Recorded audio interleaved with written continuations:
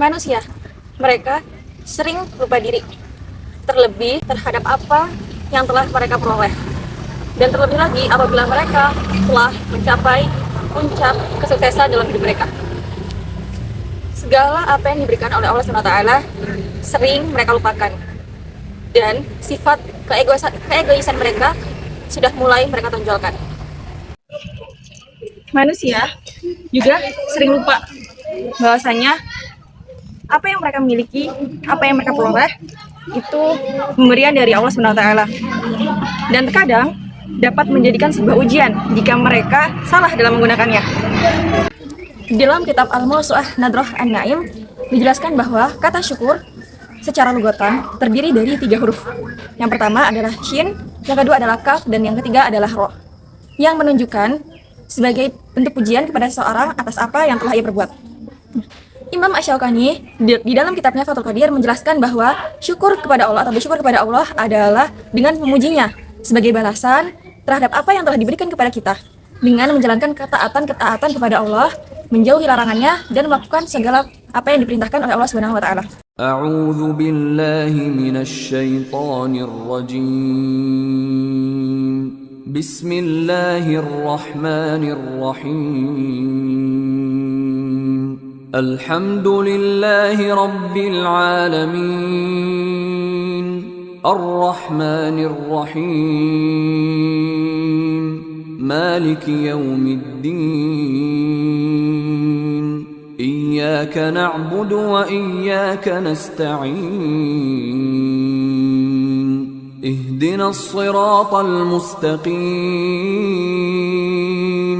Siratal ladzina an'amta 'alaihim ghairil maghdubi 'alaihim waladdallin.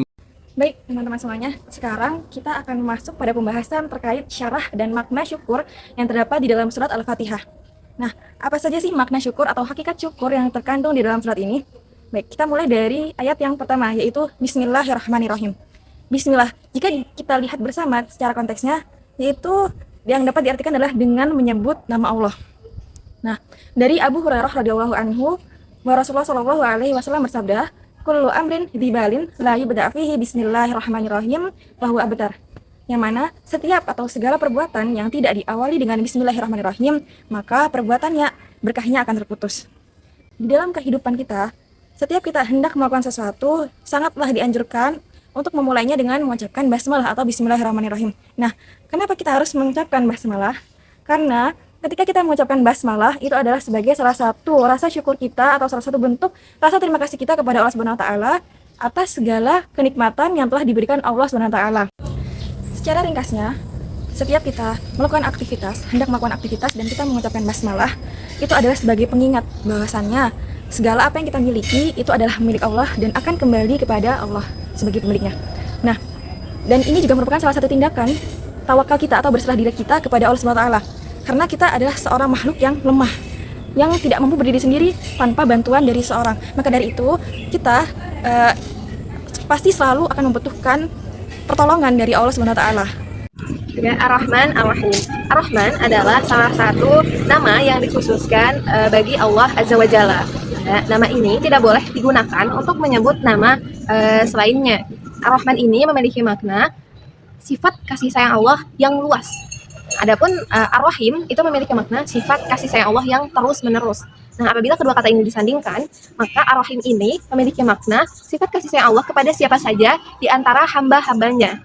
Ya, sebagaimana firman Allah dalam Quran surah Al-Ankabut ayat 21, A'udzubillahi minasyaitonirrajim. Yu'adzibu man yasha wa yarhamu man yasha wa ilaihi tuqlabun. Dia Allah mengazab siapa saja yang Dia kehendaki dan memberi rahmat kepada siapa saja yang Dia kehendaki. Dan kepadanya lah semua dikembalikan. Jadi Ar-Rahman ini adalah sifat kasih sayang Allah yang luas gitu kepada seluruh makhluk ya di semesta alam. Sedangkan Ar-Rahim ini adalah sifat kasih sayang Allah yang terkhusus bagi para hamba-hambanya yang beriman. Alhamdulillah. Dalam tafsir Al-Misbah, kata alhamd ini terdiri dari 2 huruf, yaitu alif dan lam bersama hamd. Nah, 2 huruf alif dan lam yang menghiasi hamd ini oleh para pakar bahasa dinamai dengan al-istighraq, dalam arti mencakup segala sesuatu. Nah, itu sebabnya kata alhamdulillah seringkali diterjemahkan dengan segala pujian hanya milik Allah. Jadi jika ada pujian untuk manusia, maka itu dikembalikan lagi kepada Allah. Kenapa? Karena setiap kebaikan dan juga keberhasilan yang dilakukan oleh manusia itu pasti atas dasar pertolongan dari Allah Subhanahu wa taala.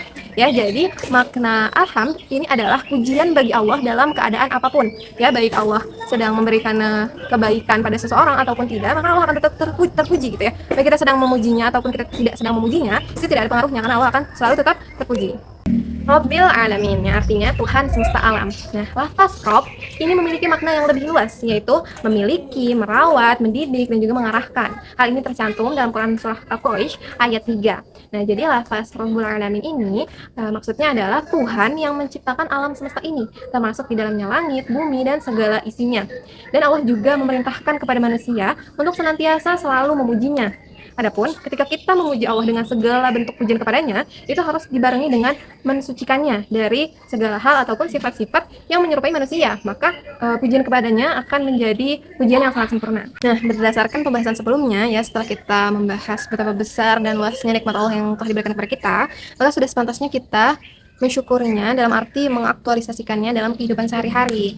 Nah, adapun cara kita untuk bersyukur ini terbagi dalam beberapa cara. Nah, yang pertama adalah bersyukur dalam bentuk pengakuan hati ataupun syukur bil qalbi. Yang kedua adalah syukur dalam bentuk pengucapan lisan, yaitu syukur bil lisan. Dan yang ketiga adalah syukur dalam bentuk perwujudan ataupun perbuatan, yaitu syukur bil jawari. Nah, di sini saya akan membahas syukur bil qalbi, ya, syukur dalam bentuk pengakuan hati. Syukur ini dilakukan dengan menyadari sepenuhnya bahwa nikmat yang diberikan adalah semata-mata karena anugerah dan kemurahan Allah. Ya, maka dengan pengakuan ini akan mengantarkan manusia untuk menerima nikmat Allah. Apakah nikmat itu banyak ataupun sedikit, manusia yang telah dikaruniai rasa syukur, ia akan selalu merasa puas, tidak mengeluh, tidak menggerutu. Ya, bila mana anugerah yang diperoleh tidak sesuai dengan harapannya, dia akan tetap bersyukur gitu.